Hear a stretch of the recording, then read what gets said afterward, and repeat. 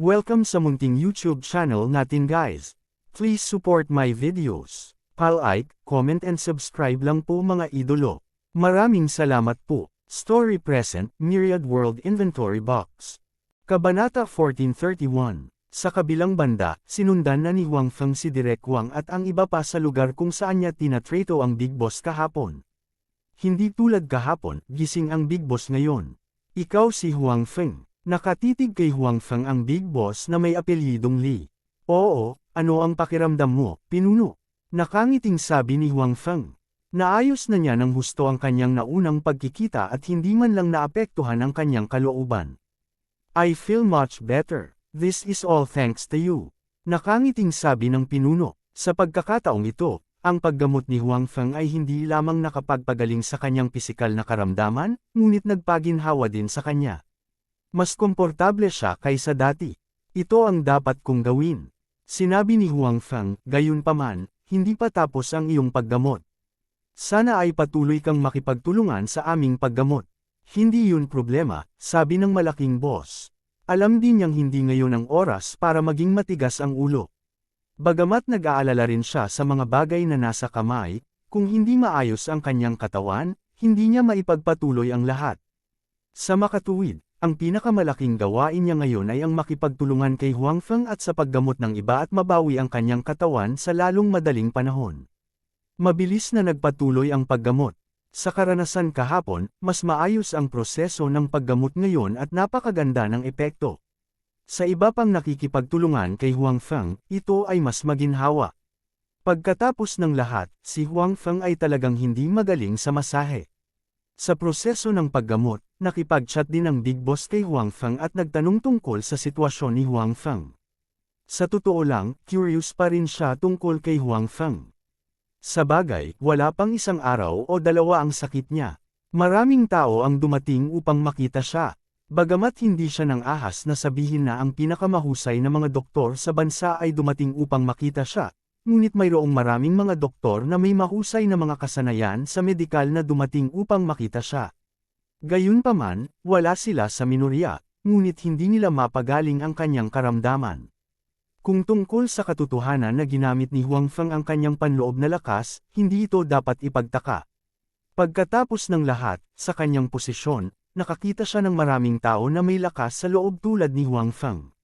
Noong nakaraan, may mga taong may panloob na lakas na dumating upang gamutin siya, ngunit sa huli, walang epekto. Gayunpaman, sa mga kamay ni Huang Feng, ito ay ganap na naiiba. Bagamat 2 araw pa lang ang pagpapagamot ay mas gamaan na ang pakiramdam niya. Ang hindi komportable na pakiramdam sa kanyang katawan kanina ay halos nawala.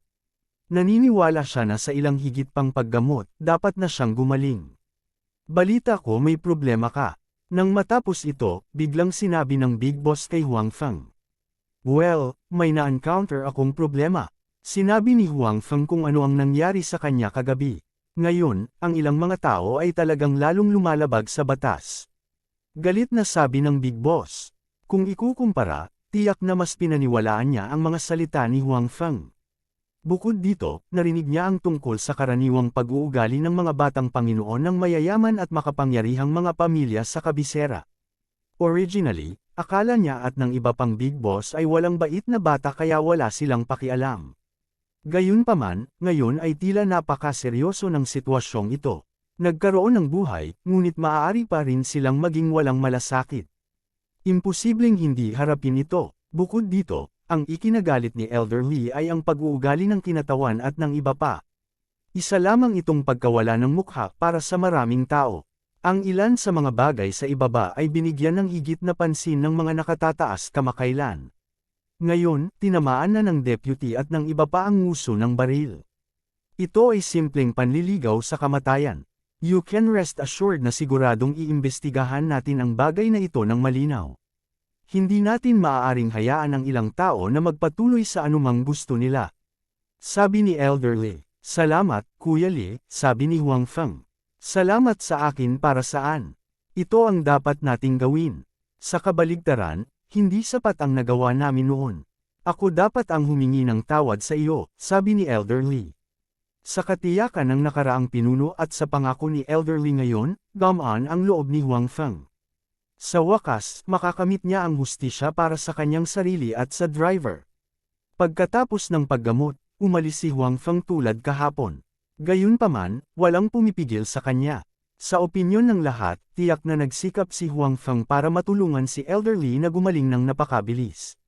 Siguradong pagod na pagod siya, kaya natural na kailangan niyang magpahinga. Naunawaan ito ng lahat, habang si Huang Feng ay nakapagpahinga ng comfortable, ang iba pa sa mga tao ay nahihirapan. Halatang hindi biro ang sinabi ni Elderly at ng naunang pinuno. Sa katunayan, nang umalis si Huang Feng, nagsimula na ang investigasyon sa bagay na ito. Sa oras na ito, naiintindihan ng mga taong iyon kung anong uri ng tao ang kanilang nasaktan. Gayunpaman, huli na para magsisi sa oras na ito. Sa ilalim ng malakas na presyon, maaari lamang nilang piliin na makipagtulungan at sabihin ang lahat ng kanilang nalalaman. Sa ganitong paraan, hindi maiiwasang malantad sina Young Master Joe at Young Master Lee. Sa oras na ito, narinig din ni Young Master Joe at Young Master Lee ang balita. Medyo nagulat silang dalawa, hindi nila inaasahan na iimbestigahan ng mga nakatataas ang bagay na ito. Sa kanilang opinyon, ito ay isang napaka-ordinaryong aksidente sa trapiko. Hindi sulit na mag-imbestiga ang mga nakatataas. Ngayong talagang inimbestigahan na ito ng mga nakatataas. Bagamat medyo lampas ito sa kanilang inaasahan, hindi na nila ito masyadong sineryoso. Kung tutuusin, pareho silang hindi ordinaryong tao. Ang higit na kinasusuklaman ay sila ay direktang kaapo-apuhan ng kani-kanilang pamilya. Gustuhin man silang parusahan ng mga nakatataas, hindi sila mangangahas na gawin ito ng madali. Kaya naman, ang saya-saya pa nilang dalawa. Hindi nila sineseryoso ang bagay na ito. Gayunpaman, ang kanilang mga magulang ay mas sensitibo. Mukhang napagtanto nila na may mangyayari. Malinaw, sa pagkakataong ito, pareho nilang minamaliit ang determinasyon ng mga nakatataas. Noong una, hindi nasisiyahan ng mga nakatataas sa ilan sa mga aksyon ng mayayaman at makapangyarihang pamilya.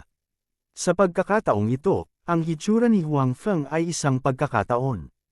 Maaari nilang gamitin ang pagkakataong ito para parusahan ang mga taong ito at bigyan ng babala ang iba na maging mas masunurin. Bukod dito, ang pagkakakilanlan ni Huang Feng ay hindi karaniwan. Hindi pa banggitin ang kanyang kabaitan kay Elderly. Ang mga naunang kontribusyon ni Huang Feng ay hindi maaaring hayaang lubusang baliwalain ng mga nakatataas ang kanyang kahilingan.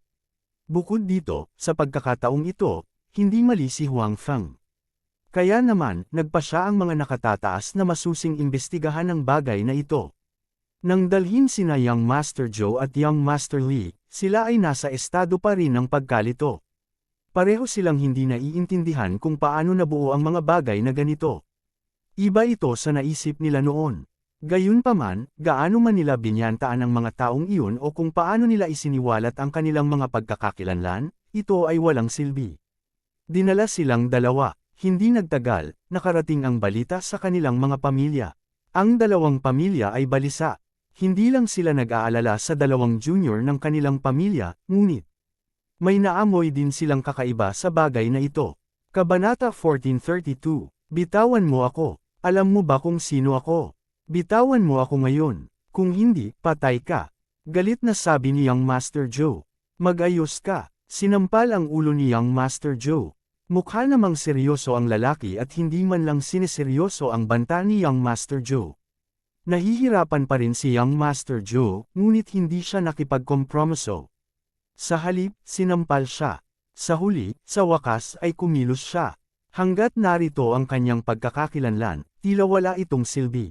Umaasa lang siya na mailigtas siya ng kanyang mga magulang sa lalong madaling panahon. Hindi pa siya nanatili sa ganoong lugar. Mas nagsisi si Young Master Lee ngayon. Bakit siya nagkusa na sumang-ayon na tulungan si Young Master Joe na maghanap ng magtuturo kay Huang Feng ng leksyon? Ang bagay na ito ay walang kinalaman sa kanya. Ngayon, kinaladkad siya sa gulo na ito. Bukod dito, naramdaman din ni Young Master Lee na may mali. Siya at si Young Master Joe ay napakatanyag sa bilog ng ikalawang henerasyon sa kabisera ng imperial. Dapat narinig ng mga taong ito ang tungkol sa kanila. Kahit na isaalang-alang nila ang mga pamilya sa likod nila, ang mga taong ito ay hindi dapat manggahas na hulihin sila ng ganoon kadali. Gayunpaman, talagang ginawa nila ito ngayon. Siya at si Young Master Joe ay matagal na rito, ngunit hindi pa rin sila pinakawalan. Obviously, may mali dito. Ano ang dapat kong gawin? Ano ang dapat kong gawin? Ang mga bastos na yan ay naglakas loob na hulihin ang anak ko. Hindi ko sila pakakawalan. Sa pamilya Joe, nagsimulang umiyak ang ina ni Young Master Joe nang mabalitaan niyang inaresto ang kanyang anak. Ang ama naman ni Young Master Joe ay nakasimangot.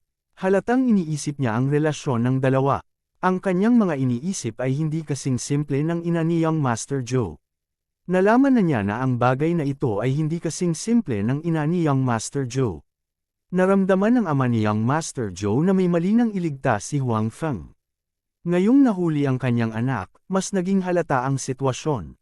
Tila, hindi katulad ni Huang Feng ang sinabi ng kanyang anak. Wala siyang matibay na background. Kung wala siyang matibay na background, paano siya maliligtas ng ganoon kabilis?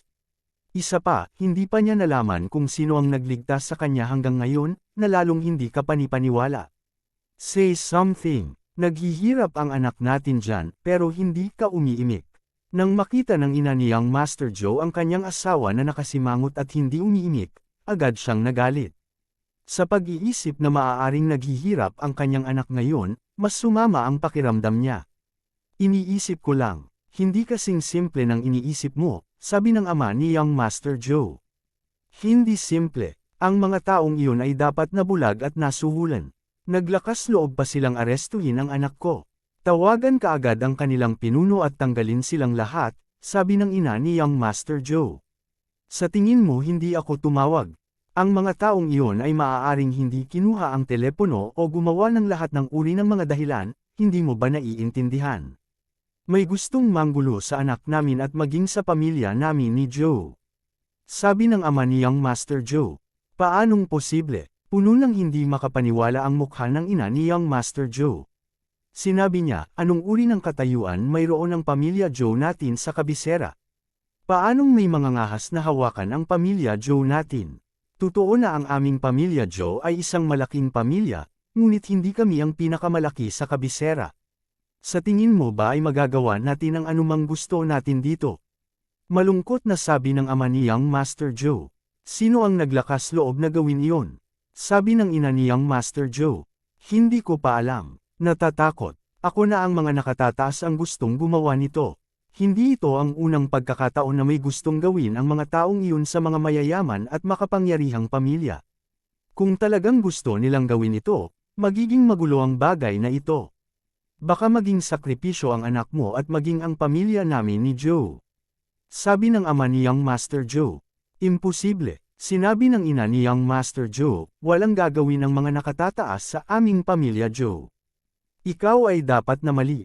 Panipi, malalaman natin sa lalong madaling panahon kung mali ako o hindi, sabi ni Young Master Joe habang siya ay tumayo. Sabi ng ama ni Young Master Joe. Tumayo siya at sinabing, lalabas ako para makipagkita sa ilang tao. Titingnan ko kung ano ang mangyayari. Dito ka na lang at huwag kang mag-alala. Ibabalik ko ang anak natin. Ang ina ni Young Master Joe ay hindi maiwasang makaramdam ng pagkabalisa. Matapos ang napakaraming taon, hindi niya kailanman hinayaan ang kanyang anak na magdusa kahit kaunti.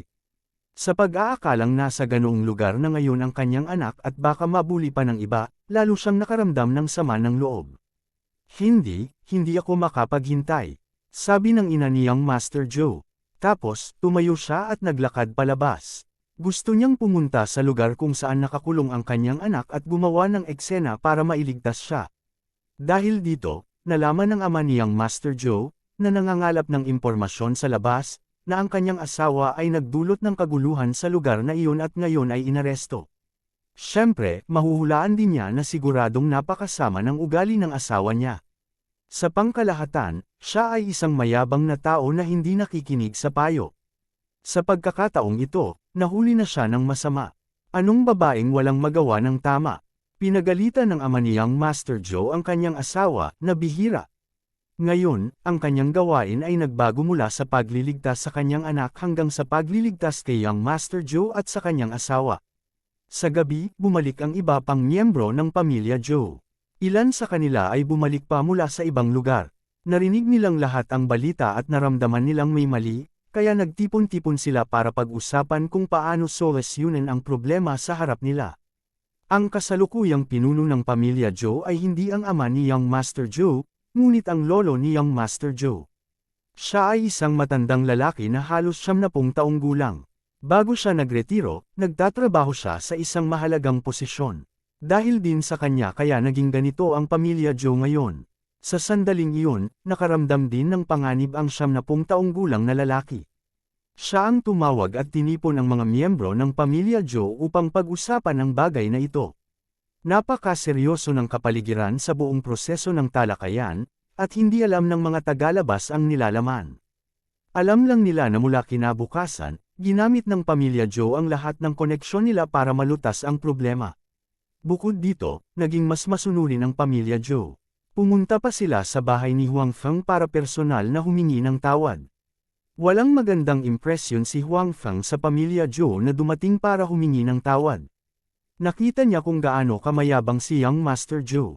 Ang dahilan kung bakit naging mapagpakumbaba ang pamilya Joe ngayon ay dahil lamang sa naramdaman nila ang panganib at gusto nilang tumakas. Hindi talaga nila gustong magsisi. Nakikita ito ni Huang Feng mula sa kaibuturan ng kanilang mga mata. Tungkol sa aksidenteng ito sa trapiko, iginiit pa rin ni Huang Feng ang kanyang dating saloobin. Dapat itong harapin ng patas at makatarungan. Kailangang pasanin ni Master Joe ang buong responsibilidad. Kabayaran man sa pananalapi o parusang kriminal, hindi ito dapat bawasan. Kabanata 1433, nabalitaan ko na hinanap ka ng Joe family kahapon. Kinabukasan, nang si Huang Feng ay nagbibigay ng acupuncture kay Elder Lee, nagkusa si Elder Lee na pag-usapan ng tungkol sa Joe family. Oo, marami rin silang sinseridad. Nakangiting sabi ni Huang Feng. Kahapon, nagkusa ang Joe family na humingi ng paumanhin. Ayon sa pagpapakilala sa sarili ng kabilang partido, ang taong iyon ay ang ama ni Young Master Joe. Personal siyang pumunta para humingi ng tawad kay Huang Feng. Siyempre, hindi siya dumating na walang dala. Bilang karagdagan, mayroong isang bahay sa kabisera at isang kabayaran na ilang milyong yuan para sa kabayaran sa pinsala sa isip. Para sa mga ordinaryong tao, ang kabayarang ito ay talagang hindi maliit, ngunit hindi ito pinansin ni Huang Feng. Siyempre, sinabi rin ng ama ni Young Master Joe na bukod sa pagbibigay ng kaunting kompensasyon kay Huang Feng, nagbigay din sila ng malaking kompensasyon sa pamilya ng namatay na driver. Ang pamilya ng driver ay sumuko pa sa pagdemanda kay Young Master Joe. Gayunpaman, hindi madaling patawarin ni Huang Feng si Young Master Joe. Masyadong masama ang ugali ni Young Master Joe sa oras na iyon. Bukod dito, si Young Master Joe ay lasing at nagmamaneho. Hindi man siya kasuhan ng pamilya ng biktima, hindi muna siya makakalabas pansamantala.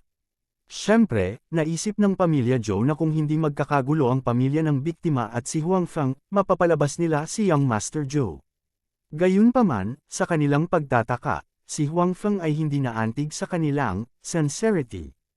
Ang maliit na pera na iyon ay talagang wala sa mga mata ni Huang Feng. Tama ang ginawa mo sa hindi pagtanggap. Para sa pagpili ni Huang Feng, lubos na nasisiyahan si Elder Lee. Siyempre, nitong mga nakaraang araw, inimbestigahan na ng malalaking shot na ito ang sitwasyon ni Huang Feng. Maliban sa storage box, alam nila ang lahat. Alam nila na si Huang Feng ay talagang hindi kapos sa pera. Gayunpaman, para sa mabilis na pag-unlad ni Huang Feng, ang malalaking shot na ito ay nagulat pa rin. Nakakita na sila ng mga henyo noon, ngunit si Huang Feng, isang taong walang background, ay umunlad sa lawak na ito sa loob ng wala pang kalahating taon. Nakakagulat pa rin, kung si Huang Feng ay umunlad lamang sa isang industriya, ayos lang. Gayunpaman, ngayon ay kasangkot si Huang Feng sa ilang mga industriya, at lahat ng mga ito ay umunlad ng maayos. Ito ay medyo nakakatakot. Bilang karagdagan, si Huang Feng ay gumawa ng dalawang mahusay na kontribusyon noon, na naging dahilan upang si Huang Feng ay nag-iwan ng malalim na impresyon sa puso ng mga malalaking kuha na ito. Iniisip nila kung dapat ba nilang pagtuunan ng pansin ang pagsasanay kay Huang Feng at itakda siya bilang isang bayani. Hindi simple ang usapin ng pamilya Joe. Siguradong hindi lang ito aksidente sa sasakyan. Tama ka na huwag makisali. Sabi ni Elder Lee, natatakot ako na sa mga malalaking pamilya sa kabisera, walang gaanong naglalakas loob na sabihin na sila ay malinis. Nakangiting sabi ni Huang Feng. Ang mga salita ni Huang Feng ay bahagyang natigilan kay Elder Li. Pagkatapos, ngumiti siya at sinabing, ikaw lang ang maglalakas loob na magsabi ng mga ganyang salita.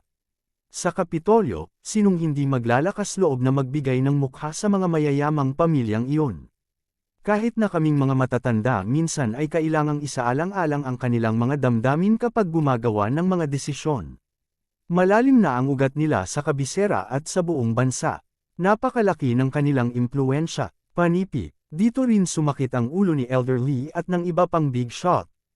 Nais nilang pahini ng impluwensya ng malalaking pamilyang iyon, ngunit ang malalaking pamilyang iyon ay gumagana ng ilang henerasyon at malalim ang pinag-ugatan. Paanong napakadaling pahinin sila? Ang bagay na ito ay maaari lamang gawin nang dahan-dahan. Isa pa, gusto lang nilang pahini ng impluwensya ng malalaking pamilyang iyon. Ayaw nilang mabunot sila. Kung tutuusin, malaki ang naging kontribusyon ng mga pamilyang ito sa pag-unlad ng bansa. Hindi nila maalis ang asno pagkatapos nitong mabuhay ng matagal sa pagiging kapaki-pakinabang nito. Sa makatuwid, hanggat ang mga pamilyang ito ay hindi gumawa ng isang bagay na seryoso upang ipagkanulo ang bansa, hindi sila papatayin ng mga malalaking putok na ito. I feel this. Napakayabang ng young Master Zhou na iyon dati, sabi ni Huang Feng. Wala lang yan. Hindi mo nakita ang tunay nilang impluwensya. Minsan, naaapektuhan pa nila ang pagpapatupad ng mga pambansang patakaran. Sabi ni Elder Li. Hindi niya alam kung bakit niya sinabi kay Huang Feng ang mga bagay na ito na itinuturing na confidential. Siguro naramdaman niya na si Huang Feng ay isang talento at mapagkakatiwalaan din. By the way, among your little girlfriends, there are several from the rich families. Bakit mo pa sinasabi yan sa malalaking pamilya? Nakangiting sabi ni Elder Li. Ito ay dahil sila ay mula sa mayamang pamilya kaya hindi ako magkaroon ng magandang impresyon sa kanila, sabi ni Huang Feng. Hindi siya nagulat na alam ni Elder Li ang sitwasyon ni Su Yamo at ng iba pang mga babae. Ayaw niyang itago ang bagay na ito. Bukod dito, pumunta siya upang gamutin ang sakit ni Elder Li, tiyak na iimbestigahan ng mga nakatataas ang kanyang sitwasyon. Si Huang Feng ay talagang walang gaanong pakikipag-ugnayan sa mayayamang pamilya. Ang kanyang masamang impresyon sa mga pamilyang ito ay kadalasang nagmula kay Su Yamo at sa iba pang mga babae. Alam ni Huang Feng na sa kanilang mga pamilya, sila ay mga kasangkapan para sa kasal. Ginamit na kasangkapan ng mga babaeng nagustuhan niya. Paano magkakaroon ng magandang impresyon si Huang Feng sa mga mayayamang pamilyang iyon? Naiintindihan ko ang ibig mong sabihin. Sinabi ni Elder Li, ngunit may ilang mga batang babae sa paligid mo na mula sa mayayamang pamilya. Sigurado ka bang kaya mong harapin ang kanilang mga pamilya? Alam mo, ang mga taong mula sa mayamang pamilya ay hindi ganoon kadaling pakitunguhan. Panipi, naniniwala akong magagawa ko ito. Kumpiyansa na sinabi ni Huang Feng, anyway, sa kanilang mga mata, si Yumo at ang iba pa ay mga kasangkapan lamang para makakuha ng mga benepisyo. Kailangan ko lang silang bigyan ng sapat na benepisyo, di ba? You are very confident, but in the past 6 months, you have developed very fast. I heard that you are involved in the car production. Sabi ni Elder Li. Sa katunayan, hindi lang si Secretary Tan ang nabahala sa paggawa ng sasakyan. Maging ang mga nakatataas ay binibigyang pansin ito. Pagkatapos ng lahat, ang mga domestic na kotse ng China ay palaging may mababang kalidad. Hindi sila naging mapagkumpetensya sa domestic market, lalo pa sa export market. Si Huang Feng ay halatang kasali sa mga domestic na sasakyan ngayon. Bukod dito, ang lahat ng teknolohiya ay domestic. Kung magagawa niya ito ng maayos, pupunan nito ang isang malaking puwang sa domestic market. Sa orihinal, hindi dapat bigyang pansin ng mga nakatataas ang isang bagong kumpanya, ngunit ito ay si Huang Feng. Ang pag-unlad ni Huang Feng sa nakalipas na 6 na buwan ay kitang-kita sa lahat. Sa makatuwid, ang mga nakatataas ay nagkaroon ng kislap ng pag-asa para kay Huang Feng. Yes, the official production is started. I think it will not be long bago ako magkaroon ng sarili kong sasakyan, sabi ni Huang Feng. Bagamat umalis siya sa probinsya ng Qing, hindi tumigil sa pag-unlad ang kanyang kumpanya sa lalawigan ng Qing. Sa kabaligtaran, dahil sa tulong ni Secretary Tan at Secretary Qiu, napakabilis ng pag-unlad ng kanyang kumpanya. Ang produksyon ng kotse ay nagsimula ng opisyal. Hindi nagtagal, ang unang kotse ay lalabas sa linya ng produksyon. Not bad. How is it? Confident ka ba sa kotse mo? Tanong ni Elderly. Kabanata 1434. Siyempre, may tiwala ako. Hindi ako natatakot na pagtawanan ako ni Elderly. Ang layunin ko ay hindi lamang ang domestic market, kundi pati na rin ang buong mundo. Gusto kong hayaan ang mga tao sa ibang bansa na maging proud na magmaneho ng aking sasakyan, sabi ni Huang Feng. Bagamat casual niyang sinabi ito, malinaw na naramdaman ni Elderly ang pagtitiwala sa kanyang mga salita. Buti, may ambisyon ka. Kulang kami sa mga ambisyosong negosyo tulad mo sa aming bansa, mataas ang tingin ko sa iyo. Kung kailangan mo ng anumang tulong, maaari mong sabihin sa akin, sabi ni Elderly. Hindi rin magaan ang pangako ni Matandang Lee. Ito ay isang pagkakataon na gusto ng maraming tao ngunit hindi nakuha. Dapat malaman ng isang tao na ang katayuan ni Old Lee ay hindi karaniwan. Ang kanyang pangako ay hindi mabibili.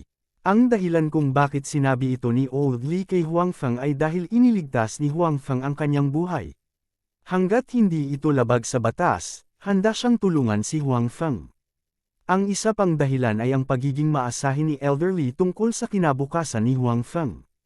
Nais din niyang tulungan siya upang maiwasan ang ilang mga ditor at mag-aksaya ng mas kaunting oras at lakas.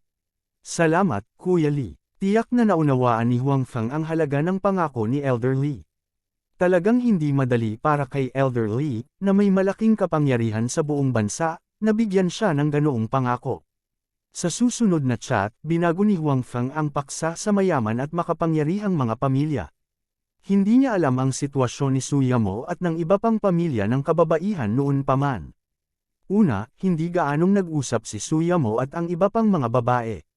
Pangalawa, hindi nila alam ang sitwasyon ng kanilang pamilya. Kung tutuusin, lahat sila ay babae. Sa mata ng mayayaman at makapangyarihang mga pamilyang ito, sila ay magpapakasal sa ibang mga pamilya. Ang ilang mga lihim ay natural na hindi sinabi sa kanila. Iba si Elderly. Tiyak na marami siyang alam, higit pa kaysa kay Suyamo at sa iba pang mga babae. Gusto rin ni Huang Feng na samantalahin ang pagkakataong ito para mas makilala pa. Hindi gaanong itinago ni Elderly kay Huang Feng. Anyway, may mga sinabi na siya noon tungkol sa mayayaman at makapangyarihang pamilya, kaya hindi na siya nag-abalang magsabi pa. Ang bahagyang nagpaga ng pakiramdam ni Huang Feng ay kung ito man ay ang Su family, ang Xi family, ang Tan family, o ang Tang family, hindi sila sobra-sobra sa paggawa ng mga bagay sa mga mayayaman at makapangyarihang mga pamilya. Siyempre, walang pagbabago sa katotohanan na pinahahalagahan nila ang mga interes. Gayunpaman, kapag nakikitungo sa mga bagay-bagay, hindi sila sobra-sobra gaya ng pamilya Zhou, pamilya Li, at pamilya Pang, na nakipag-ugnayan kay Huang Feng noon. Dahil dito, medyo gamaan ang pakiramdam ni Huang Feng. Kung tutuusin, may pagkakakilanlan pa rin siya bilang miyembro ng National Security Agency. Kung si Suyamo at ang iba pang mga pamilya ng kababaihan ay may anumang labis na ilegal na pag-uugali, at inayos ng mga nakatataas na harapin ito, mahirap tiyakin na si Suyamo at ang iba pang mga babae ay hindi magkakaroon ng buhol sa kanilang mga puso. Bagamat kinasusuklaman din nila ang kaayusan ng kanilang mga pamilya, ito ay ang kanilang pamilya pagkatapos ng lahat. Siguradong nagkaroon sila ng damdamin para dito. Talagang hindi ito isang bagay na madaling maputol. Sa oras na iyon, si Huang Feng ay nasa isang mahirap na posisyon. Sa kabutihang palad, tila walang panganib sa bagay na ito ngayon. Matapos makumplito ang acupuncture ngayon, nabawi ni Elderly ang halos lahat ng kanyang lakas. Nakagalaw na siya ng normal, nakakakain, at nakakapagtrabaho. Tinansya ni Huang Feng na sa isang araw pa, mapapagaling na niya ang sakit ni Elderly. Gayunpaman, ipinaliwanag na ni Huang Feng kay Elderly ang isang bagay. Iyon ay, kung tutuusin, siya ay matanda, at ang iba't ibang kakayahan ng kanyang katawan ay bumababa. Ito ay isang natural na pisikal na pagbabago. Walang ibang paraan si Huang Feng. Maliban sa pagkain ng mga bagay tulad ng Peach of Immortality na maaaring magpahaba ng kanyang buhay, Ang katawan ni Elderly ay unti-unting tumatanda tulad ng isang normal na tao at sa wakas ay mamamatay sa katandaan. Hinggil dito, hindi nagpakita ng anumang negatibong emosyon si Elderly. Sa kanyang opinyon, sino ang hindi mamamatay? Matanda na siya, at kahit sa pagkakataong ito, handa na siya sa bagay na ito. Sa kabutihang palad, tumulong si Huang Feng, nakatumbas ng pagpapahintulot sa kanya na mabuhay ng higit sa 10 taon. Si Elderly ay lubos na nasisiyahan dito. Pagkatapos umalis sa tirahan ni Old Man Lee, bumalik si Huang Feng sa kanyang hotel. Noong una, gusto niyang lumabas at bumili ng ilang regalo sa kaarawan para sa lolo ni Suyu. Gayunpaman, pagkatapos mag-isip tungkol dito, napagpasyahan niya na mas mahusay na makipagpalitan ng ilang mga regalo mula sa kahon ng imbakan. Bagamat medyo mas mahal ang presyo, nasa storage box ang lahat. Bukod dito, ang ilan sa mga item ay hindi mabibili sa merkado. Matapos makita si Elderly ngayon, ang naisip ni Huang Feng ay ang ipagpalit sa isang bagay na maaaring magpapataas ng kanyang buhay at magpapalakas sa kanyang pagtutol. Talagang hindi bata ang lolo ni Suyamo. Para sa gayong matandang lalaki, halatang napakahalaga ng kanyang kalusugan. Ang gayong regalo ay mas mahusay kaysa sa anumang iba pang regalo. Sa storage box, hindi masyadong mahirap hanapin ang mga ganoong bagay. Hanggat may pera ang isa, makakahanap siya ng kahit ano. Bagamat wala sa kanila ang storage box, hindi kailangang direktang hawakan ng isa ang storage box para makapasok sa tindahan. Sa makatuwid, maaaring pumasok si Huang Feng anumang oras. Kasabay nito, kumakain si Suyamo sa labas kasama ang isang babae. Ang babaeng ito ay hindi ibang tao, kundi si Wang Tungtong. Dahil sa mungkahi ni Wu Hao, sinubukan ni Wang Tungtong na makipag-ugnayan kina Suyamo at Zhu Zaiyu. Gayunpaman, sa panahong ito, si Zhu Zaiyu ay nasa paaralan. Kasabay nito, kailangan din niyang sumali sa isang klase ng pagsasanay, kaya wala siyang oras upang harapin ang babaeng ito. Sa makatuwid, pinuntiryan ni Wang Tungtong si Suyamo. Mula nang makita si Suyamo at malaman ang kanyang background, ang puso ni Wang Tungtong ay puno ng paninibugho para kay Suyamo. Ang Suyamo na ito ay mas maganda kaysa sa kanya. Prominenteng pamilya niya, at boss siya ng isang malaking kumpanya. Kung ikukumpara sa kanya, isa lang siyang ugly duckling. Dahil dito, labis na nalungkot si Wang Tungtong sa kanyang puso. Naramdaman din niya na dahil napakaganda ng kondisyon ni Suyamo, ayos lang sa kanya na ibigay sa kanya si Huang Feng. Siyempre, tiyak na hindi niya ito sasabihin ng direkta kay Suyamo. Sa panahong ito, sinubukan ni Wang Tungtong ang lahat ng posibleng paraan para makalapit kay Suyamo. Gayunpaman, alam na ni Suyamo ang pagkakakilanlan at karakter ni Wang Tungtong mula kay Huang Feng at Zhu Zaiyu, kaya ayaw niyang makipag-ugnayan sa kanya. Gayunpaman, si Wang Tungtong ay matyaga at patuloy na ginugulo siya. Walang pagpipilian si Suyamo kundi pumayag na kumain kasama si Wang Tungtong. Gusto niyang makita kung ano ang layunin ni Wang Tungtong. Hindi naniniwala si Suyamo na lalapitin siya ni Wang Tungtong ng walang dahilan. Parehong alam ni Huang Feng at Zhu Zaiyu kung anong uri ng tao si Wang Tungtong. Ate Yamo, ang ganda-ganda mo. Ang swerte talaga ni Huang Feng na magkaroon ng napakagandang girlfriend na tulad mo, papuri ni Wang Tungtong. Siyempre, siya lang ang nakakaalam ng iniisip niya. Salamat, magalang na sabi ni Suyamo. Sister Yamo, ang ganda-ganda mo. Dapat ay maganda ang relasyon ni Huang Feng sa iyo. Dapat gusto niyang nasa tabi mo siya araw-araw. Ganito siya palagi. Noong nasa universidad kami, noong nagde-date kami, hindi siya makapaghintay na nasa tabi ko siya ng 24 na oras sa isang araw, sabi ni Wang Tungtong, na kunwaring walang magawa. Kabanata 1435, talaga, mahinahong sabi ni Suyamo habang hinahalo niya ang kape sa kanyang harapan. Parang hindi naman siya nalungkot. Sa katunayan, hindi naman naging masaya si Suyamo. Sinabi na nina Huang Feng at Wang Tungtong sa kanila ang lahat ng nangyari sa pagitan nina Huang Feng at Wang Tungtong. Sa makatuwid, hindi naniwala si Suyamo kay Wang Tungtong. Alam niya kung anong uri ng tao si Wang Tungtong. Palihim na pinagmasdan ni Wang Tungtong ang ekspresyon ni Suyamo, ngunit nabigo siya. Hindi niya akalain na si Suyamo ay hindi galit, ngunit naramdaman niya na si Suyamo ay masyadong tuso. Hindi niya lang ipinakita, siguradong pinapagalitan niya si Huang Feng sa kanyang puso sa oras na ito. Marahil ay makipag-away pa siya kay Huang Feng kapag bumalik siya. Siyempre, hindi alam ni Wang Tungtong na wala si Huang Feng sa Jiangzhou sa oras na ito. Pumunta siya sa kabisera, na i-blacklist na ni Huang Feng si Wang Tungtong. Gustong kontakan ni Wang Tungtong si Huang Feng, ngunit hindi niya ito makontak. Natural, hindi niya alam ang kasalukuyang sitwasyon ni Huang Feng. To be honest, I regret it a little. I shouldn't have left Huang Feng so willfully. That time, umiyak siya at nakiusap na huwag akong makipaghiwalay sa kanya, pero obsessed ako that time.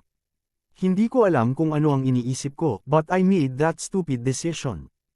Inis na sabi ni Wang Tungtong. Miss Wang, kung yayain mo lang akong makipag-usap tungkol sa mga bagay na ito, sa palagay ko ay wala tayong dapat pag-usapan, sabi ni Su Yamo. Sister Yamo, please huwag kang magalit. I was just expressing my feelings. Inaamin ko na medyo vain ako that time. That time, hindi talaga maganda ang kondisyon ni Huang Feng, kaya hindi ko napigilan ang tukso ng outside world at iniwan ko siya. Hindi ko inaasahan na uunlad siya ng ganito sa 2 taon. Sinabi ni Wang Tungtong, Ate Yamo, iba ako sa iyo. Lumaki kang may pilak na kutsara sa iyong bibig. Ipinanganak ako sa isang ordinaryong pamilya, kaya gusto kong mamuhay ng mas magandang buhay. Tama, tama. Kaya, noon, naramdaman mong hindi sapat ang kalagayan ni Huang Feng, kaya iniwan mo siya. Ngayong naramdaman mong umunlad na siya, gusto mong bumalik sa tabi niya. Tinaas ni Su Yamo ang kanyang kilay at sinabi, Oo, hindi ito itinanggi ni Wang Tungtong. Sino ba ang mag-aakala na mapapaunlad siya ng ganito ka-Jose? Ang pamilya niya ay taga-bukid, at hindi siya nakapagtapos sa isang sikat na universidad. Sinong mag-aakala na bigla siyang uunlad ng husto? Si Ate Yamo, matagal mo na siyang kilala. Paano siya umunlad ng husto? I am very curious. Can you tell me? Para sumuko na ako. Panipi. Nang marinig ang tila casual na tanong ni Wang Tungtong, bumilis ang tibok ng puso ni Su Yamo. Malinaw niyang naramdaman na tila nagtatanong sa kanya si Wang Tungtong, ngunit tila inaabangan niya ang kanyang sagot. Hindi kaya sa lahat ng oras na ito ay ginugulo niya siya para lang malaman ang sagot na ito. Hindi nagbago ang ekspresyon ni Su Yamo. Mahinahon niyang sinabi, hindi masama ang kakayahan ni Huang Feng, at handa rin siyang magtrabaho ng husto. Kaakibat ng kanyang swerte, walang dapat ipagtaka. Ito ay masyadong hindi kapanipaniwala. Nang makita ni Wang Tungtong na hindi ibinigay sa kanya ni Su Yamo ang sagot na gusto niya, ayaw pa rin niyang sumuko. She continued, maraming tao ang nagsusumikap, at marami rin ang mas may kakayahan kaysa kay Huang Feng. Gayunpaman, wala ni isa sa kanila ang nakamit ang mga resulta na mayroon siya. The more he achieves, the more ang regret I have in my heart. The more I want to know how he became successful. Sister Yamo, please tell me and satisfy my curiosity. Umiling si Su Yamo at sinabing, ito lang ang alam ko. Maaaring ang swerte lang ni Huang Feng ay mas maganda. Ang isa pa ay may masarap siyang panlasa. Kaya lang kung ano ang dapat, at kung ano ang dapat itapon. Naging hindi natural ang ekspresyon ni Wang Tungtong. Naramdaman niya na si Su Yamo ay hindi direktang nagpaparamdam sa kanya, at ito ay labis na ikinalungkot niya. Bukod dito, tila hindi sasabihin ni Su Yamo ang tunay na dahilan kung bakit naging matagumpay si Huang Feng. Saglit na nag-isip si Wang Tungtong at sinabing, Sister Yamo, maaari mo bang sabihin sa akin kung paano naging matagumpay si Huang Feng? Para masiyahan ang aking curiosity, sasabihin ko sa iyo ang isa sa kanyang mga sikreto. Paano na? Wala naman masyado. Ang ikinagulat ni Wang Tungtong ay tinanggihan siya ni Su Yamo nang hindi man lang ito iniisip. Ito ay ganap na wala sa kanyang inaasahan. Sa kanyang opinyon, tiyak na gustong malaman ni Su Yamo ang lahat tungkol kay Huang Feng upang mahigpit niyang mahawakan siya. Hindi niya inaasahan na tatanggihan ni Su Yamo ang kanyang proposal nang hindi man lang ito iniisip. Hindi alam ni Wang Tungtong na walang itatago si Huang Feng sa harap ng mga babaeng ito. Ang kanyang pinakamalaking sikreto, ang storage box, ay sinabi sa mga babaeng ito. Ano pa kayang sikreto ang meron siya? Kahit na mayroong anumang mga sikreto, ito ay dahil naramdaman ni Huang Feng na hindi pa ito ang tamang oras para sabihin sa kanila. Sa tamang panahon, tiyak na sasabihin niya sa kanila. Sa makatuwid, ayaw malaman ni Su Yamo ang anumang mga lihim tungkol kay Huang Feng mula kay Wang Tungtong. Ayaw mo talagang malaman. Tungkol ito sa ibang babae. Walang pagpipilian si Wang Tungtung kundi ang patuloy na magtapon ng ilang bagay. Nang marinig ang mga salita ni Wang Tungtung, hindi gaanong interesado si Su Yamo. Hindi na kailangang sabihin, dapat malaman ni Wang Tungtung na may iba pang babae si Huang Feng.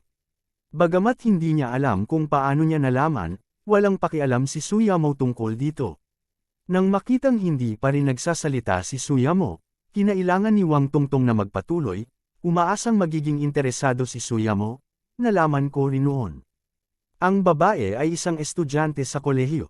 Sinadya kong pumunta sa kumpanya mo para sabihin sa iyo, ngunit hindi kita mahanap.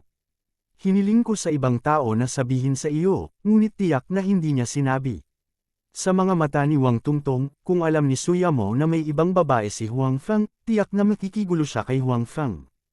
Gayunpaman, may relasyon pa rin si Su Yamo kay Huang Feng, na nangangahulugang hindi pa rin niya alam ang tungkol dito. Sa makatuwid, gusto niyang sabihin kay Su Yamo ngayon, at pagkatapos ay sirain ang relasyon nila ni Huang Feng. Gayunpaman, hindi alam ni Wang Tungtung na sa katunayan, alam na ni Su Yamo na ang taong kausap niya ay si Zhu Zaiyu. Sinabi sa kanya ni Xi Mengjiao noon na si Zhu Zaiyu ay miyembro na ng malaking pamilyang ito. Ito ay hindi isang lihim sa lahat.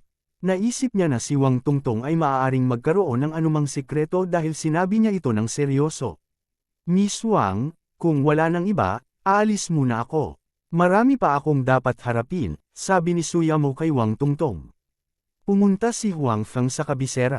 Ang mga bagay sa Jiangzhou, lalo na ang pharmaceutical factory, ang ospital, at ang Shenzhou Group, ay lahat ay pinangangasiwaan ni Su Yamo at Xi Mengjiao. Bukod dito, malapit na silang dalawa sa kabisera, kaya marami silang dapat asikasuhin bago umalis. Hindi ito dahilan para linlanggan si Wang Tungtung. Gayunpaman, ang saloobin ni Su Yamo ay lalong nagpalito kay Wang Tungtung. Hindi ba dapat galit na galit si Su Yamo pagkatapos malaman ang tungkol dito? Bakit pakiramdam niya ay wala siyang pakialam? Ano ang nangyayari? Kabanata 1436. Hindi ka ba talaga galit?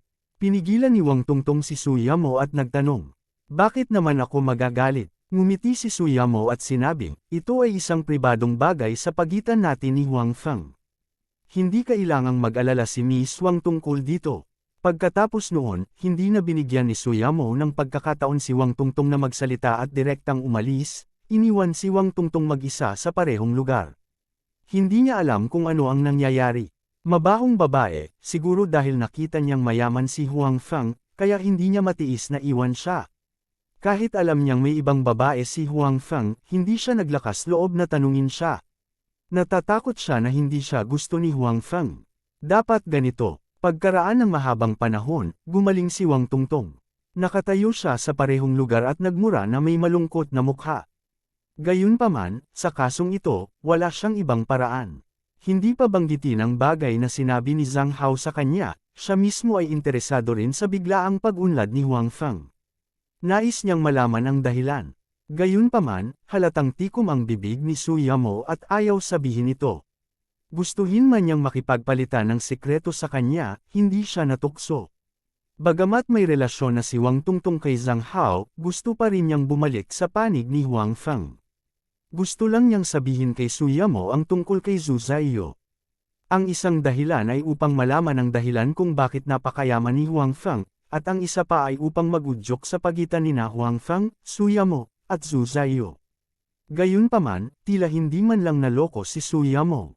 For a time, hindi alam ni Wang Tungtung kung ano ang gagawin. Gayunpaman, ang ideya na bumalik sa panig ni Huang Feng sa kanyang puso ay hindi hamina. Lalo na pagkatapos malaman na si Huang Feng kamakailan ay may iba pang mga kumpanya na umuunlad ng mas mahusay, mas sabik siyang bumalik sa panig ni Huang Feng. Sa kabilang panig, pagkatapos na humiwalay si Su Yamo kay Wang Tungtung, medyo naging maingat din siya sa kanyang puso. Sa katunayan, alam ng ilan sa kanila, kabilang si Huang Feng, na ang mabilis na pag-unlad ni Huang Feng ay tiyak na makakaakit ng ilang mga hinala. Gayunpaman, hindi inaasahan ni Su Yamo na ang unang taong maghay-hinala at kumilos ay si Wang Tungtung, ang kasintahan ni Huang Feng sa universidad. Hulaan ni Su Yamo na maaaring dahil sina Wang Tungtung at Huang Feng ay magkaklase sa universidad. Pamilyar ang dalawa sa isa't isa, at naiintindihan din niya si Huang Feng. Sa makatuwid, nalilito siya tungkol sa biglaang pag-unlad ni Huang Feng. Bukod dito, walang maraming paraan para mag-imbestiga sila. Para sa iba, alam nila ang tungkol sa sitwasyon ni Huang Feng, ngunit imposible para sa kanila na maging pamilyar sa lahat ng bagay tungkol kay Huang Feng. Naturally, hindi sila nang ahas na magmadaling gumawa ng mga conclusion. Bukod dito, ang ibang mga tao na naghinala kay Huang Feng ay karaniwang may mataas na katayuan. May sarili silang paraan para imbestigahan ang sitwasyon ni Huang Feng na mas high-end. Sa aspetong ito, nalutas ng storage box ang problema para kay Huang Feng. Katulad ng kung paano pinaghinalaan ng numero 2 ng lalawigan ng Qing si Huang Feng at inimbestigahan ang account ni Huang Feng. Sa huli, tinulungan ng storage box si Huang Feng na linisin ang lahat. Kaya, ang numero 2 ng Qing Province ay walang paraan upang maghinala ng anuman. Para sa mga hinala ni Wang Tungtong, si Su Yamo ay naging mapagbantay lamang, ngunit hindi siya masyadong natakot. Kung tutuusin, ang kabilang partido ay isang ordinaryong tao lamang na may ordinaryong paraan. Hanggat hindi nag-expose ang mga babae sa side niya, ayos lang. Mukhang kapag bumalik ako, kailangan kong paalalahanan ang mga kapatid na babae na mag-ingat sa pag-uusap tungkol sa mga bagay ni Huang Feng. Hindi natin dapat hayaan ang iba na magkaroon ng anumang ebidensya laban sa atin. Heavenly Brilliant Star, Phoenix Feather Country. Sa panahong ito, kung tatanungin kung sino ang pinakasikat na celebrity sa buong Phoenix Feather Country, o maging ang buong Heavenly Brilliant Star, ang unang pangalan na papasok sa isip ng lahat ay tiyak na Qing Zuan. Si Qing Zuan ay orihinal na isa sa nangungunang 10 superstar sa Phoenix Feather Country. Bata pa siya, ngunit marami siyang tagahanga. Gayunpaman, sa nakalipas na ilang taon, tila naabot niya ang isang bottleneck. Hindi siya gumawa ng maraming pelikula, katamtaman ang box office, at katamtaman din ang rating sa telebisyon. Hindi man masasabing flop, kumpara sa status niya, medyo inferior pa rin ito. Sa aspeto ng pagkanta, mas kitang-kita ang mga senyales ng kanyang bottleneck. Sa nakalipas na ilang taon, bumaba ang bilang ng mga record na inilabas niya. Bukod dito, sa mga tuntunin ng estilo, walang gaanong tagumpay.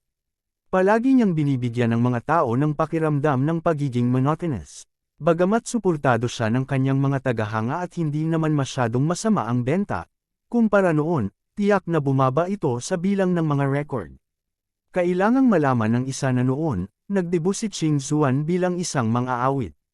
Sa makatuwid, ang pagkanta ay itinuturing na kanyang pangunahing propesyon. Kung naabutan niya ang isang bottleneck sa lugar na ito at hindi maaaring magpatuloy na mapabuti, magkakaroon ito ng malaking epekto sa kanya. Gayunpaman, sa panahong ito, biglang gumawa ng malaking tagumpay si Qing Zuan sa industriya ng pagkanta. Para siyang naliwanagan bigla. Malaki ang pinagbago ng estilo niya. Hindi nagtagal pagkatapos ng huling record, naglabas siya ng isa pang record. Ang mga resulta ng record na ito ay hindi inaasahang maganda. Mas mabuti pa ito kaysa noong nasa tuktok niya si Qing Zuan. Sa tagal ng panahon na ito, nagkataon na may isa pang superstar na naglabas ng record.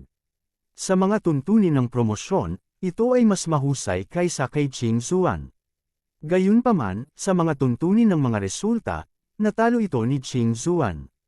Ito ay isang resulta na hindi inaasahan ng sinuman. Kailangang malaman ng isa na silang dalawa ay mga superstar, at ang isa ay may mas seniority kaysa kay Qing Zuan, kaya ang kanyang apela ay mas malakas din kaysa kay Qing Zuan. Sa huli, nang lumabas ang mga resulta, maraming tao ang nagulat. Noong una, inakala ng lahat na si Qing Zuan ay tiyak na magiging the Hado. Pagkatapos ng lahat, ang mga kanta ni Qing Zuan ay umabot sa bottleneck sa panahong ito. Kahit na siya ay gumanap ng Katanji Tangi, ang mga benta ay halos pareho sa kabilang partido. Gayunpaman, ang katotohanan ay sa parehong yugto ng panahon, ang record sales ni Qing Zuan ay 3 beses sa kabilang partido. Sa katunayan, ang bilang na ito ay tumataas pa rin. Ito ay isang bagay na hindi inaasahan ng sinuman. Walang inaasahang magiging matagumpay ang pagbabago ni Qing Zuan.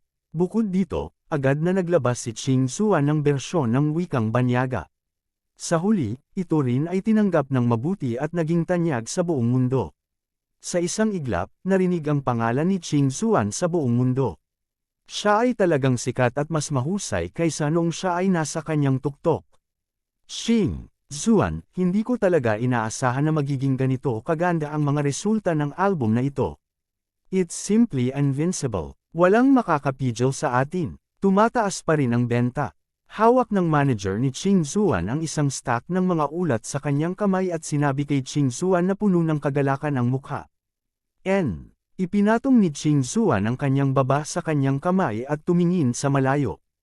Walang nakakaalam kung ano ang iniisip niya. Bilang tugon sa mga salita ng kanyang manager, nagbigay lang siya ng isang perfunctory na tugon. Sa katotohanan, kahit na medyo nagulat si Ching Zuan sa mga resulta, maaari pa rin niyang tanggapin ito. Nang makita niya ang mga klasikong kantang iyon, alam niya na pagkatapos na ipalabas ang mga kantang ito, tiyak na hindi magiging masama ang mga resulta. Ngayon, ang mga resulta ay mas mahusay kaysa sa inaasahan niya. Kabanata 1437. Sa panahong ito, gumagamit si Ching Shan ng iba't ibang paraan upang mahanap ang taong lihim na nagbigay sa kanya ng lyric book, ngunit sa huli, wala siyang nakita. Ito ay nagparamdam sa kanya ng labis na pagkabigo. Gusto niyang malaman ang pagkakakilanlan ng kabilang partido, ngunit itinago ito ng kabilang partido. Kahit na ginamit niya ang kanyang mga koneksyon, hindi pa rin niya malaman kung sino ang kabilang partido. At alam din ni Ching Shan na kung wala sa kanya ang lyric book na ibinigay sa kanya ng kabilang partido, magiging napakahirap para sa kanya na makalusot sa bottleneck. At sa posisyon niya, kung hindi siya umaban, babalik siya. Kaya, sa pagkakataong ito, napakalaking tulong sa kanya ng lyric book. Gayunpaman, bagamat gustong pasalamatan ni Ching Shan ng personal ang kabilang partido, hindi niya mahanap ang kabilang partido, kaya medyo nanlumo siya. Ching Shan, ano bang problema mo? Sigaw ng assistant ni Ching Shan. Wala naman, anong mali? Nagbalik sa katinuan si Ching Shan. I was just talking to you about the recent arrangements. Do you think this arrangement is okay? Sabi ng ahente. Pagkatapos noon, sinabi niya kay Ching Shan ang tungkol sa kamakailang mga kaayusan sa trabaho. Bilang isang superstar, si Ching Zuan ay may maraming aktibidad na inayos para sa kanya. Kamakailan lang, dahil sa bagong album, tumaas ang kanyang katanyagan sa mas mataas na antas, kaya mas marami pang aktibidad ang inayos para sa kanya. Maraming negosyo ang naglabas ng pera at pumila para imbitahan siyang humarap. Gayunpaman, pagkatapos makinig sa pagpapakilala ng kanyang ahente, umiling si Ching Shan at sinabing, tulungan akong tanggihan silang lahat. Tanggihan silang lahat, natigilan ang ahente. Maaari niyang isipin na maaaring pagtawanan ni Ching Shan ang ilan sa mga itineraryo, ngunit hindi niya inaasahan na gagawin ito ni Ching Shan ng direkta. Talagang tinanggihan niya ang lahat ng mga itinerary. Ngunit, gusto pa rin ng ahente na hikayatin si Ching Shan na magbago ang isip. Pagkatapos ng lahat, kung mas lumitaw si Ching Shan sa panahong ito ay magiging napakabuti para sa kanyang katanyagan at sa mga benta ng bagong album. Kaya, umaasa pa rin siya na si Ching Shan ay maaaring magpatakbo ng higit pa sa mga itinerary.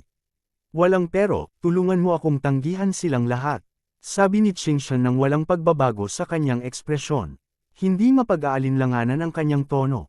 Okay, sa pagkakataong ito, hindi na nakipagtalo pa ang manager ni Ching Zuan. Sa halip, siya ay direktang sumang-ayon. Si Ching Zuan ay hindi katulad ng ibang tao. Maging ang kanyang manager ay hindi lubos na naiintindihan ang kanyang background. Gayunpaman, tiyak na napakalakas nito. Sa entertainment industry, walang naglakas loob na saktan siya. Alam ng lahat na ang mga kahihinatnan ng pagkakasala kay Ching Zuan ay tiyak na hindi maganda. Kung wala na, pwede ka na munang umalis. Gusto kong mapag-isa sandali, sabi ni Ching Shan. Sige, lalabas muna ako. Kailangan mo ring magpahinga ng mabuti, sabi ng manager ni Ching Shan. Pagkasabi noon ay tumalikod na siya at gusto nang umalis. Gayunpaman, nang tumalikod na siya para umalis, bigla siyang may naisip at sinabi kay Ching Zuan, "Oh, tama, gusto kang imbitahan ni Direk Robert sa bago niyang pelikula. Baka bukas pa siya pupunta. Sa tingin mo ba dapat ko siyang tanggihan?" Si Direk Robert ay isang dayuhang direktor at sikat na sikat siya. Sa pagkakataong ito, nakakuha ng maraming atensyon ang kanyang bagong pelikula. Maraming celebrity ang nagrekomenda sa kanilang sarili at gustong lumahok sa kanyang pelikula. Gayunpaman, tila interesado si Director Robert na maging pinuno si Chingshan, kaya espesyal siyang lumipad para talakayin ito kay Chingshan ng harapan. Alam na ni Chingshan ang tungkol dito at sumang-ayon dito. Gayunpaman, napansin ng kanyang manager na mukhang hindi maganda ang mood ni Chingshan kamakailan, kaya gusto niyang kumpirmahin ito. Saglit na nag-alinlangan si Chingshan at umiling, hindi mo siya kailangang tanggihan. Ipaalam sa akin kapag dumating na siya. Ayaw ni Chingshan na lumabas para magtrabaho, ngunit iba ito para kay Director Robert. Tutal, pumayag na siyang makipagkita sa kanya. Bukod dito, lumipad siya. Bagamat narito siya pangunahin upang tingnan ang lokasyon ng paggawa ng pelikula, dahil napagkasundoan na nilang magkita, hindi siya kayang panindigan ni Chingshan. Okay, alam ko na ang gagawin, sabi ng manager ni Chingshan. Sa totoo lang, bagamat orihinal na naisip ni Director Robert na makilahok si Chingshan sa kanyang pelikula, hindi pa siya nakapagdesisyon at hindi na siya determinado gaya ngayon. Sa kabilang banda, gustong ipaglaban ni Chingshan ang tungkuling ito. Ang kanyang karera ay tumama sa isang bottleneck at kailangan niyang gumawa ng isang pambihirang tagumpay. Gayunpaman, mula nang mabenta ang pinakabagong album ni Chingshan na parang mga hotcake, iba na ang mga pangyayari. Sa panahong ito, talagang pagod at abala si Chingshan, kaya gusto niyang magpahinga sandali. At saka, kakalusot pa lang niya sa kanyang bottleneck, kaya wala na siyang pakialam sa pag-arte. Sa kabilang banda, ang saloobin ni Robert kay Ching Suan ay nagbago mula sa pagiging walang malasakit sa tiyak na pag-imbite kay Ching Suan na umarte sa pelikula. Pagkatapos ng lahat, si Ching Suan ay talagang napakapopular sa panahong ito. Ang kanyang katanyagan at kasikatan ay walang kapantay.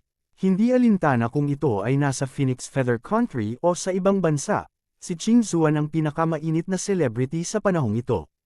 Bukod dito, ang mga kasanayan sa pag-arte ni Chingshan ay medyo mahusay, kaya tiyak na kwalipikado siyang gumanap bilang pangunahing babae. Kaya naman, sadyang gustong makipagkita ni Director Robert kay Chingshan para kumbansihin itong umarte sa kanyang pelikula. Pagkaalis ng manager, inilabas ni Chingshan ang song lyrics book mula sa kanyang drawer. Nakabalot na ang cover ng song lyrics book. Ito ay isang bagay na espesyal na ginawa ni Chingshan. Bukod sa pagbibigay nito sa kanyang katulong upang tulungan siyang magsalan, hindi kailanman ipinakita ni Chingshan ang aklat ng lyrics ng kanta na ito sa iba. Ang song lyrics book na ito ay may espesyal na kahulugan sa Chingshan. Lumitaw ito sa nick of time sa pinakamahirap na oras niya at tinulungan siyang malampasan ito. Sa kasalukuyan, gumamit lamang siya ng 10 kanta mula sa libro. Marami pa siyang kanta na hindi niya nagamit. Para sa kanya, ang song lyrics book na ito ay parang isang malaking kayamanan. Hindi niya kayang gamitin ito ngayon. Bukod dito, napatitag na niya ang kanyang posisyon at mas maganda pa siya kaysa dati. Hindi na kailangang magmadaling maglabas ng album at gamitin ang mga kanta sa aklat na ito. Sino ka ba talaga? Bakit mo ako tinulungan pero ayaw mong malaman ko? Tinitigan ni Chingshan ang libro ng lyrics ng kanta habang ang tanong na madalas na lumitaw sa panahong ito ay lumabas sa kanyang isipan. Sa pagtingin sa libro ng lyrics ng kanta, hindi niya maiwasang mapatulala. Kinabukasan, nakatanggap si Chingshan ng tawag sa telepono mula sa kanyang manager. Sinabi niya na dumating si Director Robert at gustong imbitahan si Chingshan para sa hapunan upang talakayin ang script. Agad namang sumang-ayon si Chingshan. Si Robert ay isang lalaki sa edad na 40. Mukha siyang mature at gwapo. Sa kanyang mga unang taon, naging artista rin siya, ngunit hindi siya namumukod tangi. Sa halip, matapos maging direktor, naging maayos ang lahat. Nakapag-film siya ng ilang sikat na pelikula at bilang resulta, lumaki ang kanyang katanyagan. Siyempre, medyo malayo pa siya sa mga nangungunang direktor. Ang pelikulang ito ay isang bagay na matagal nang pinaghandaan ni Robert. Gagamitin ito sa pag-atake sa kanyang posisyon. Matagal nang pinaghahandaan ang pelikulang ito at paulit-ulit na binago ang script. Sigurado si Robert na magiging classic ang script. Kaya lang, kulang na lang sa kanya ang magagaling na aktor para maipahayag ng husto ang nilalaman ng script. Kabanata 1438, si Ching Suan ay isa sa nangungunang 10 superstar ng Phoenix Feather Country. Siya rin ang pinakabatang superstar. Kanina pa niya nakuha ang atensyon ni Robert. Gayunpaman, sa oras na iyon, si Ching Zuan ay isa lamang sa mga kandidato. Kung tutuusin, sikat at may kakayahan si Ching Zuan. Gayunpaman, ang ilang pelikulang ginampanan niya ay walang magandang resulta. Bagamat hindi siya lason sa takilya, hindi siya masyadong nakakapanatag. Kaya naman, itinuring lamang siya ni Robert bilang isa sa mga kandidato.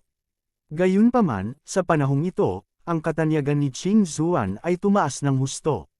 Nagbago siya mula sa isa sa nangungunang 10 superstar sa Phoenix Feather Country patungo sa isa sa nangungunang 10 superstar sa industriya ng entertainment sa mundo. Siyempre, dahil ang pinakahuling album lamang ang nabenta ng mahusay, ang posisyon ni Ching Zuan ay hindi masyadong matatag. Gayunpaman, naniniwala si Robert na kung may isa pang magandang obra si Ching Zuan, ito man ay isang bagong album o isang serye sa TV o isang pelikula, mapapatatag niya ang kanyang posisyon. Maraming tao ang nagmamalasakit kay Ching Zuan. Ang kanyang mga tagahanga ay dumami din ng gusto sa panahong ito. Napansin din ito ni Robert. Sa makatuwid, ang posisyon ni Ching Zuan sa kanyang puso ay naging mas mahalaga. Ngayon, maraming tao ang naghihintay sa susunod na gawain ni Ching Zuan. Gusto nilang makita kung mapapatatag niya ang kanyang posisyon bilang isa sa nangungunang 10 superstar sa mundo. Sa makatuwid, sa panahong ito, hanggat may bagong gawain si Ching Zuan, tiyak na makakaakit ito ng maraming atensyon. Naunawaan ito ng maraming tao, at natural na isa sa kanila si Robert. Congratulations Miss Ching Zuan, maganda ang benta ng iyong bagong album. Noong nasa China ako, narinig ko ang boses ni Miss Ching Zuan kung saan-saan. Naaga na ng iyong mga kanta ang music market ng ating bansa, bati ni Robert kay Ching Zuan sa sandaling magkita sila. Totoong kilalang direktor si Robert pero ang layo pa niya sa taas. Sa pagkakataong ito, umaasa siyang gumamit ng isang klasikong script, ang kakayahan at katanyagan ni Ching Zuan na lumaban para sa pinakamataas na posisyon. Kaya, napakagalang niya kay Ching Zuan. Director Robert, masyado kang mabait. Hindi ganoon kakaya si Ching Zuan. Maliit na tagumpay lang. Sabi ni Ching Zuan na may mahinang ngiti. Kailangang sabihin na si Ching Zuan ay talagang napakaganda.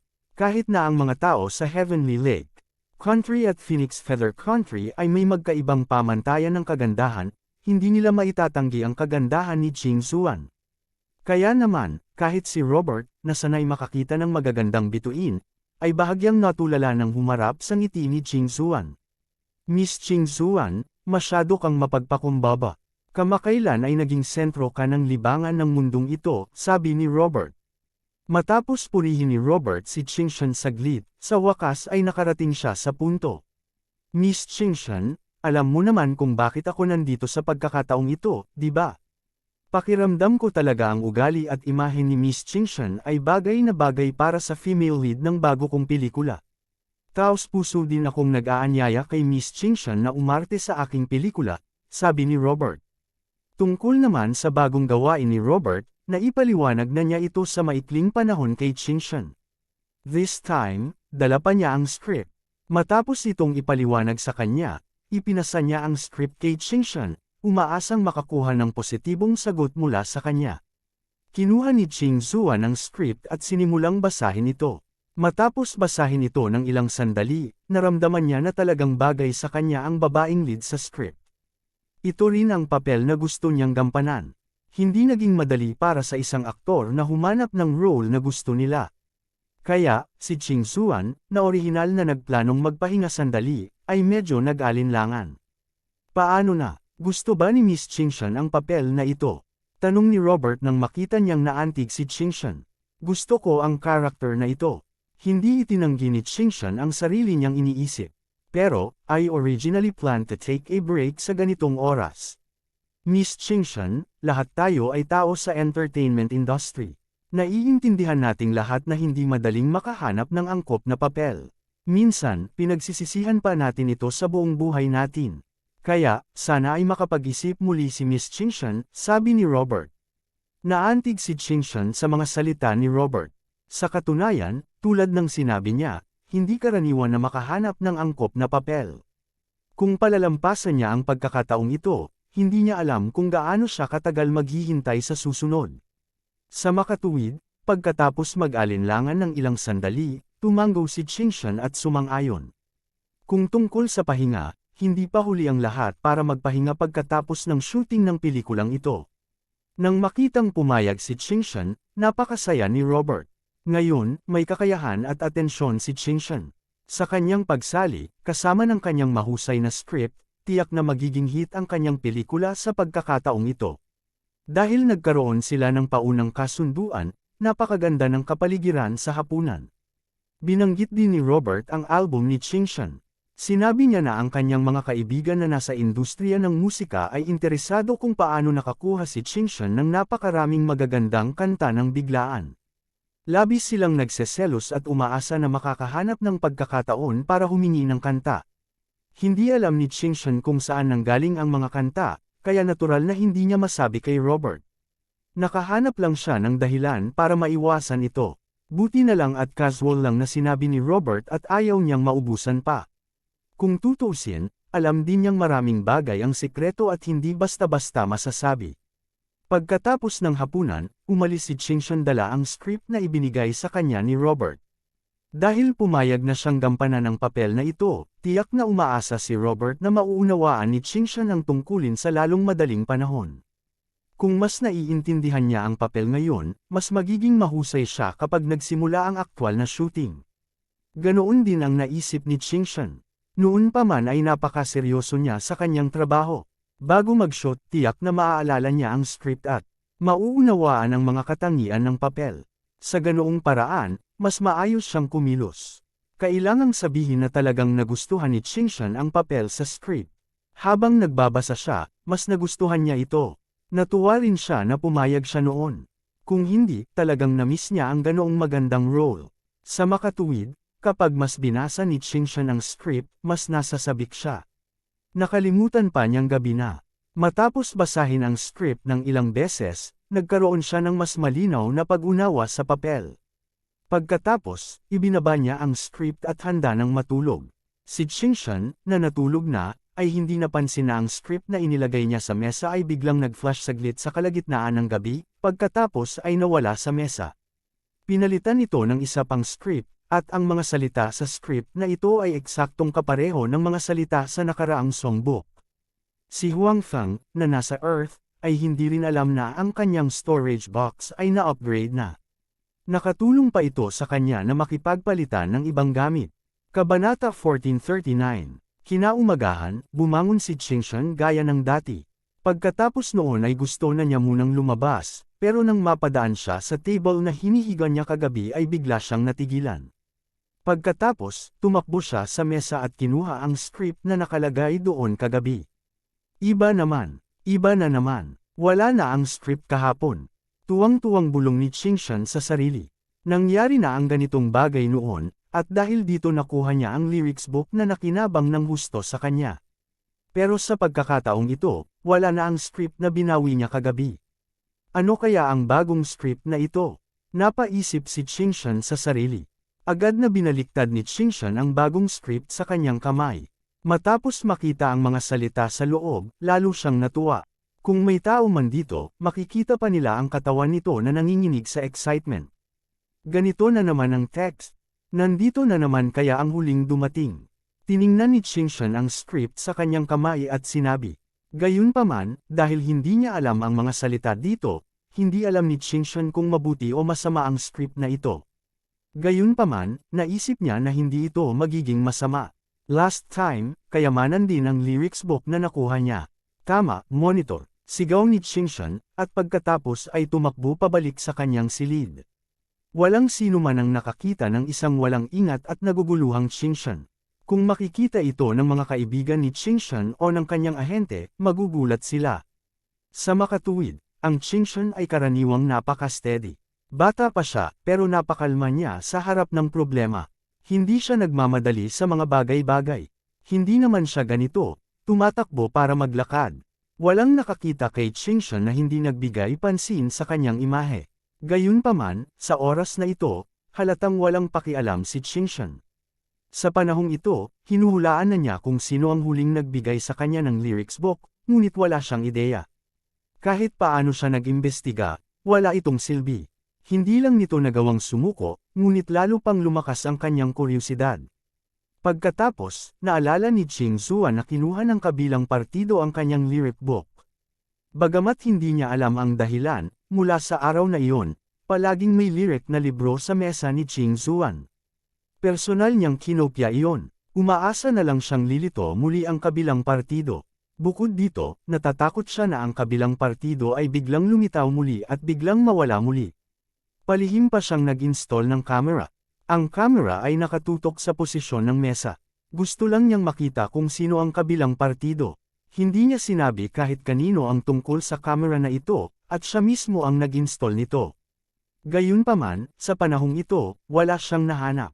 Hindi nawala ang kanyang lyrics book, at sa camera na iyon, hindi niya nakita ang taong gusto niyang makita. At sa pagkakataong ito, sa wakas ay may nahanap na siya. Hindi man nawala ang lyrics book, nawala ang script. And, just like last time, when the other party took her script, nag-iwan din siya ng script. Nahulaan ni Qingshan na ang taong dumating sa pagkakataong ito ay dapat na siya ring tao tulad noong nakaraan. Kaya naman, nagmamadaling bumalik si Qingshan sa kanyang silid para panoorin ang surveillance video. Itinago niya ang bagay sa kanyang silid dahil natatakot siyang mahanap ito ng iba. Gayunpaman, nang mapanood ni Qingshan ang surveillance video kagabi, siya ay natigilan. Tuldok tuldok tuldok tuldok tuldok. Bakit walang tao? Nasira ba ang surveillance camera?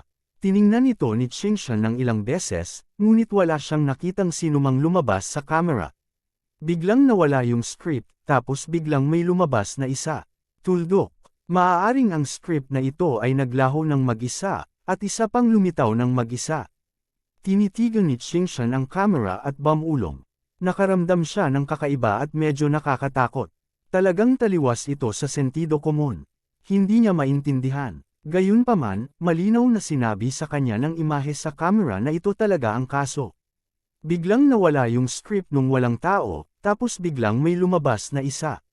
Matapos kumpirmahin ang haka-haka na ito, si Qingshan ay natakot sa kanyang talino. Namutla ang mukha niya habang iniisip kung may nakasalubong siyang multo. Ngunit pagkatapos mag-isip muli, hindi na siya gaanong natakot. Kahit anong mangyari, mukhang hindi naman masama para sa kanya. Malaki ang naitulong ng extra lyric book na nakuha niya noong nakaraan. Bagamat hindi niya alam kung ano ang nangyari sa script sa pagkakataong ito, wala siyang nawala. Maaari lamang niyang hilingin kay Robert ang isa pang kopya ng nawalang script.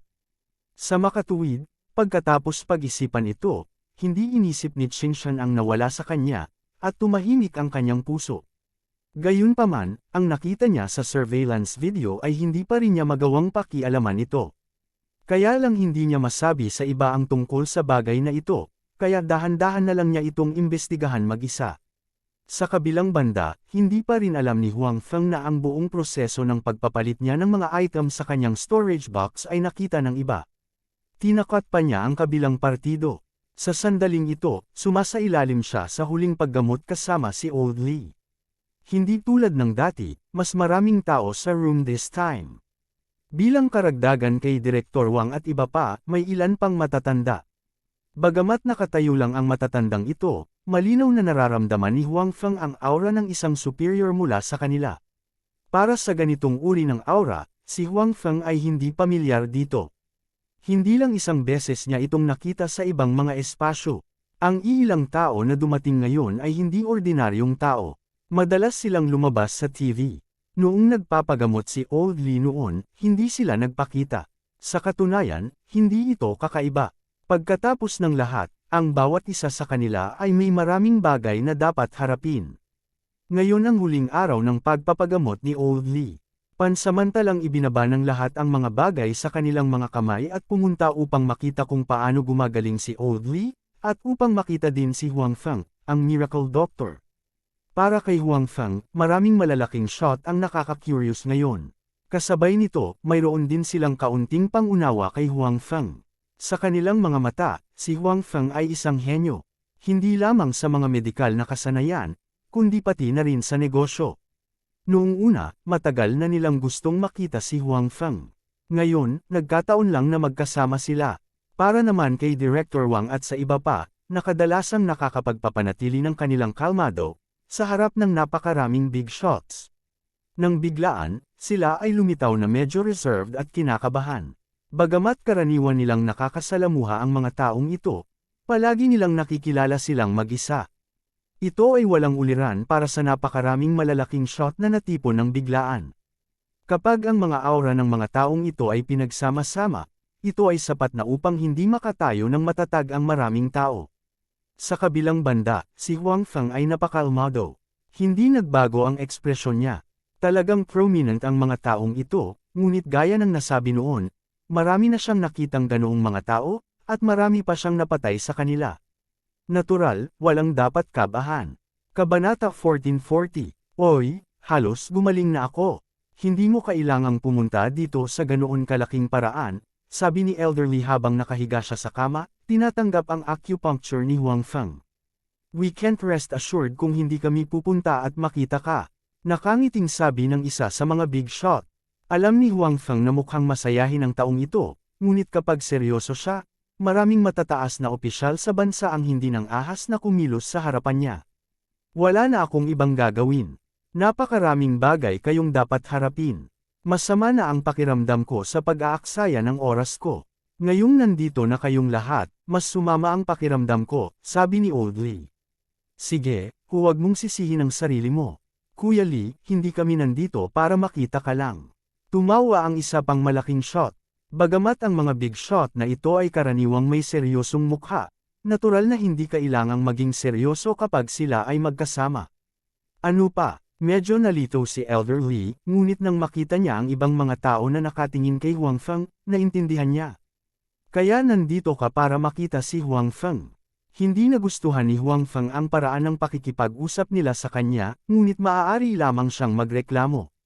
Wala siyang lakas ng loob na magsabi ng kahit ano sa mga big shot na ito. Not to mention their high status, magkasing edad din sila. Si Huang Feng ay talagang hindi alam kung ano ang sasabihin kapag sila ay tinutugunan ng ganoon ng mga matatanda. Oo, matagal na kaming na-curious kay kasamang Huang Feng, kaya pinuntahan namin siya ngayon. I knew it. Bakit ang bait-bait mong makita ako? Sinadya ni Elder Lee. Oy, tignan mo, nagseselos si Elder Lee. Haha, ang malalaking kuha na ito ay biro, ngunit sina Huang Feng at Direktor Wang ay hindi nang ahas na hamarang. Gayunpaman, kahit na ang mga malalaking shot na ito ay nakaka-curious tungkol kay Huang Feng, hindi nila kinausap si Huang Feng dahil alam nilang ginagamot ni Huang Feng si Elder Lee. Halatang hindi ito magandang oras para mag-usap, kaya nanood na lang sila at naghintay. Sa buong Huaxia, wala talagang makakapaghintay ng malalaking shot na ito ng sabay.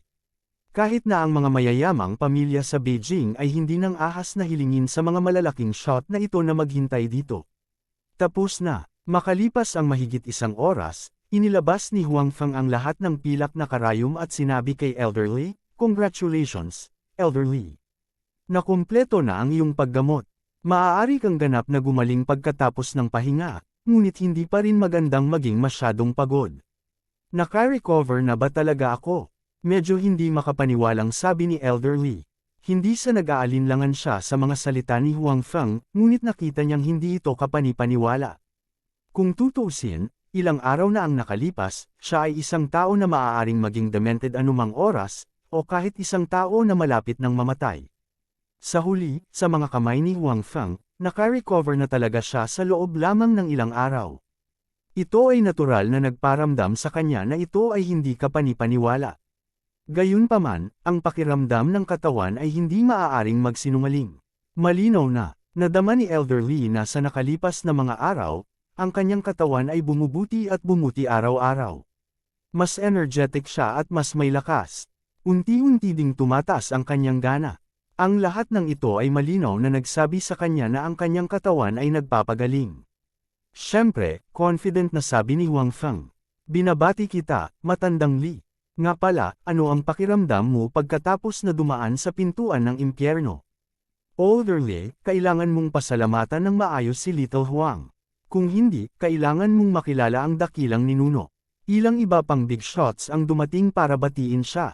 Anong biro? Kahit na hindi nila ginawa ang isang detalyadong pagsusuri kay Elder Lee, sa pamamagitan lamang ng pagtingin sa kanya, makikita nila na ang espiritu ni Elder Lee ay mas mabuti kaysa dati.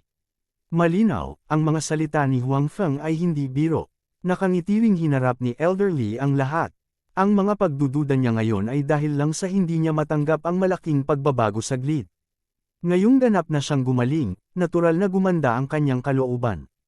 Pagkatapos, si Direk Wang at iba pa ay nagsagawa ng detalyadong pagsusuri kay Elder Lee. Matapos maaliw saglit ng iba pang big shot si Elder Lee, lumabas sila kasama si Huang Feng. Nais din nilang makausap si Huang Feng ngayon.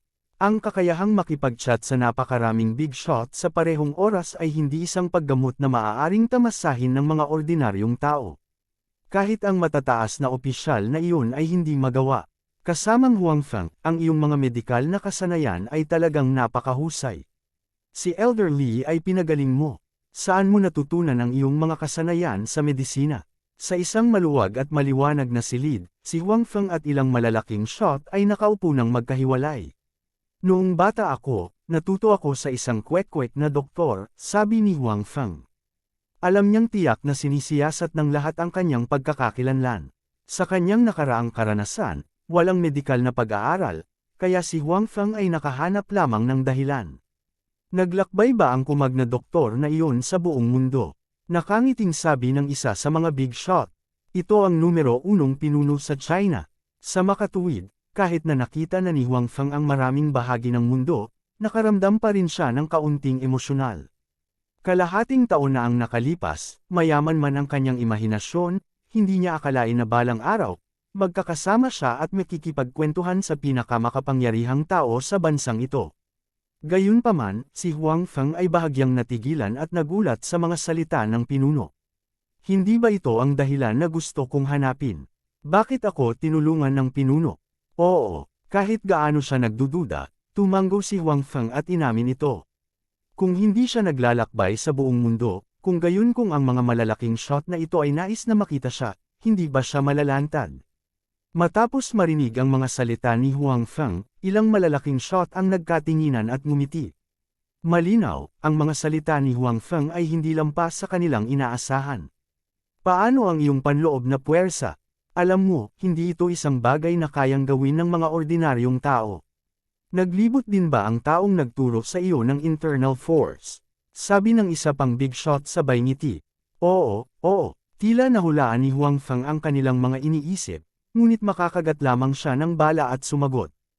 Matagal na niyang alam na ang kanyang mga dahilan ay maaaring linlangan ang mga ordinaryong tao, ngunit napakahirap na linlangan ang mga matandang fox na ito na nasa opisyal na ng maraming taon. Kung tutuusin sa kasalukuyang sitwasyon, halatang hindi sila naniniwala sa mga naunang pahayag niya. At least, hindi sila lubusang naniwala, kaya sinabi nila ito. Huang Feng, inimbestigahan na namin ang sitwasyon mo. To be honest, after knowing the changes in you in the past 6 months, gusto namin siyang arestuhin ng diretso at tanungin siya ng diretso, pero nagbago ang isip namin mamaya. Muling sabi ng hepe, at mas naging seryoso ang mukha. Si Huang Feng, na palaging kalmado, sa wakas ay nagpakita ng ilang pagbabago. Medyo natarante pa siya. Ito ay isang bagay na hindi niya inaasahan. Kahit na mayroon siyang backup na plano at maaaring dalhin ang kanyang pamilya at mga babae sa villa sa alternatibong dimensyon, hindi siya maaaring manatili sa lugar na iyon magpakailanman. Tama. Minsan ang mga taong ito sa kanyang harapan ay nais na gumawa ng isang hakbang sa kanya, pagkatapos ay talagang wala siyang mapagtataguan sa katotohanan. Hindi siya natatakot, ngunit ang mga tao sa paligid niya ay hindi. Pagkatapos ng lahat, hindi siya nag-iisa.